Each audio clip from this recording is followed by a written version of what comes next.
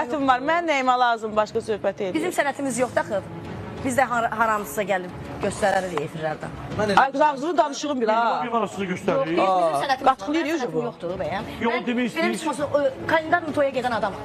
Mən əgər o toya oxuya bilmirəmsə, mən niyə görə aparsınlar o toya? Bax, Deyir sənətim var. Mənim də sənətim var da. Ay bacı, mən sənin sənətimə nəsə dediyim, geçişində məsul ol. Mənim sənətim Gid ağzını danışım, rəsəbəm görəm ha mənim yerə. Bir gəlmirsən bura məndə şey danışmağa. Gedib qaşını o tərəfdə girdirəm. Sən bir şey gəlmirsən ha. Çörək kesmirsən, gəlmirsən sənə. Çörək kesmirsən. Ayıb da sən. Get başqa qapıya. Get başqa qapıya.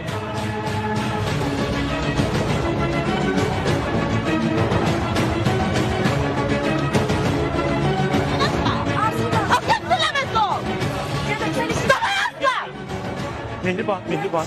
Get söyləmək qol. Mən yol gitmədən ədəblə bir yol etsən ha. Etmə gitmiyorsun.